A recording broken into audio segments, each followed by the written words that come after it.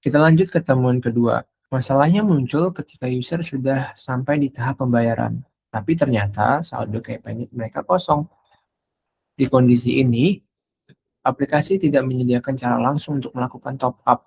Jadi user benar-benar dibikin stuck dan harus keluar dari flow untuk isi saldo terlebih dahulu, lalu mengulang prosesnya lagi dari awal. Menurut saya ini yang disebut sebagai dead trend dalam user flow. Dan jelas menciptakan friction yang cukup tinggi dalam pengalaman pengguna. Dan dampaknya bukan cuma ke user experience, tapi juga ke bisnis karena bisa memperlambat bahkan menggagalkan transaksi yang dilakukan oleh user nanti. Kalau dilihat dari sisi perilaku pengguna, ini juga bisa memaksa user untuk mengubah cara menggunakan aplikasinya nanti. Misalnya, mereka jadi harus cek harga dulu, lalu top up, baru kembali lagi untuk beli tiket. Yang mana menurut saya ini sebenarnya tidak perlu dan tidak efisien. Dari sisi heuristiknya, ini melanggar prinsip flexibility and efficiency of use, karena sistem tidak memberikan jalur yang fleksibel untuk menyelesaikan sebuah task buat user. Dan juga melanggar help users recognize, diagnose, and recover from errors. Karena ketika terjadi masalah, sistem tidak membantu user untuk langsung menyelesaikannya.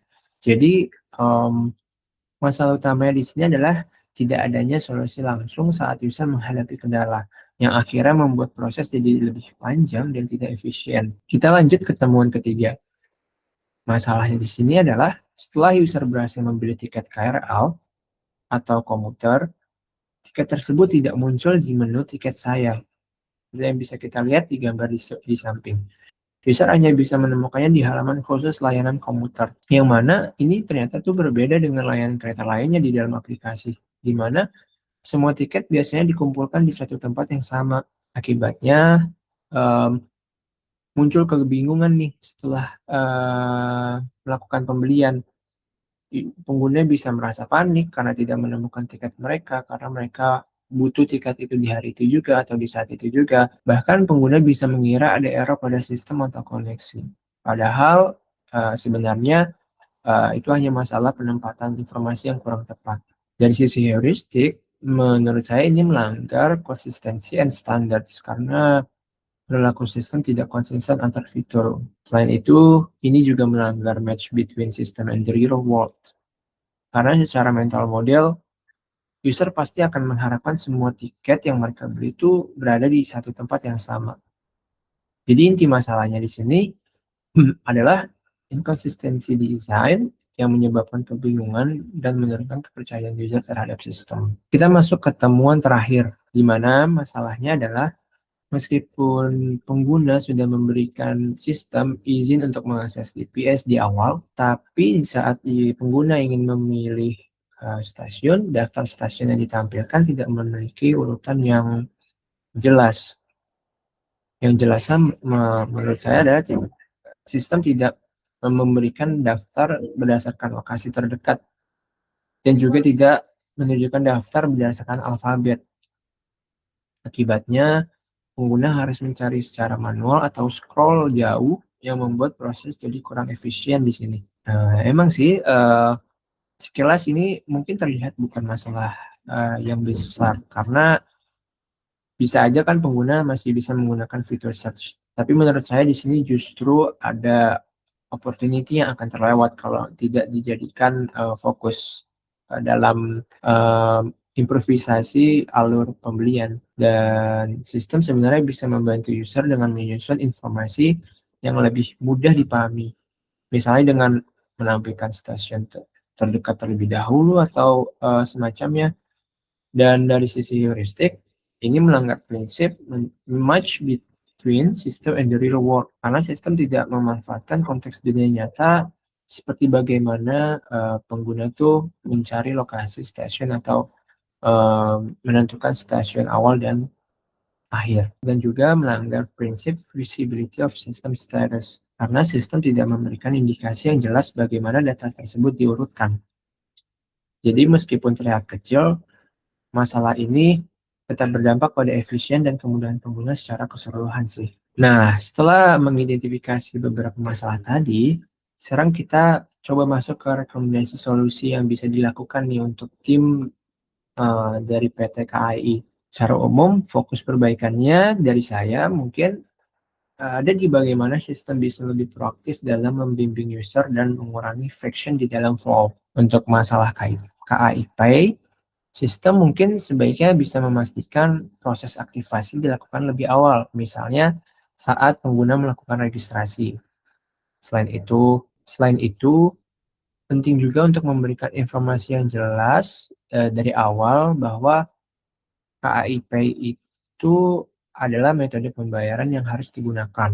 Dan kalau user sudah terlanjur sampai ke tahap error, sebaiknya tim KAI menyediakan opsi untuk melakukan aktivasi langsung di halaman itu tanpa user harus keluar dari flow. Lalu untuk masalah saldo, mungkin sistem perlu memberikan fleksibilitas, di mana idealnya user bisa langsung melakukan top up di halaman checkout tanpa harus mengulang proses dari awal.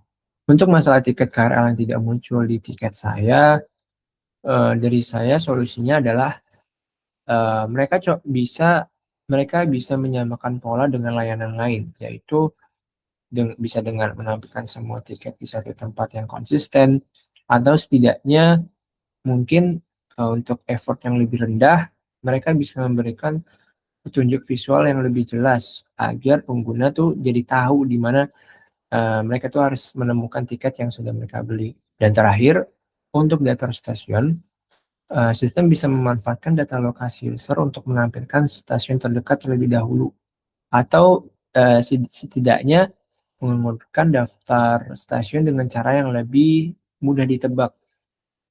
Jadi intinya dari semua solusi ini adalah solusi-solusi ini berfokus pada meningkatkan kejelasan, konsistensi, dan efisiensi dalam pengalaman pengguna.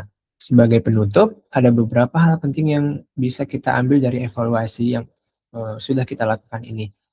Pertama, heuristic evaluation terbukti menjadi metode efektif dan relatif cepat untuk mengidentifikasi masalah usability di awal.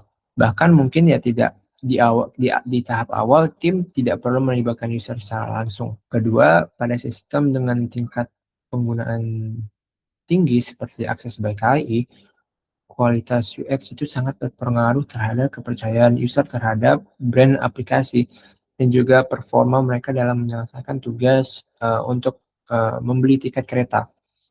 Dan yang terakhir, dengan menerapkan prinsip-prinsip usability ini, kita bisa meningkatkan banyak hal, mulai dari efisiensi pengguna, keberhasilan user dalam menyelesaikan task, sampai kepuasan mereka secara keseluruhan. Jadi, UX yang baik bukan hanya soal tampilan menurut saya, tapi tentang bagaimana kita membantu user mencapai tujuan mereka dengan lebih mudah dan tanpa hambatan. Sebelum kita tutup, di sini saya mencantumkan beberapa referensi yang digunakan dalam penyusunan materi ini. Referensi ini mencakup teori usability, prinsip heuristic evaluation, sampai beberapa sumber pendukung terkait evaluasi UX. Jadi, rekan-rekan sekalian bisa silakan cek jika ingin dipelajari lebih lanjut. Baik, mungkin itu saja yang bisa saya sampaikan pada sesi kali ini kepada rekan-rekan. Terima kasih banyak atas perhatian rekan-rekan semua. Semoga materi yang saya bagikan ini bisa bermanfaat dan bisa kalian terapkan juga ke depannya. Terima kasih.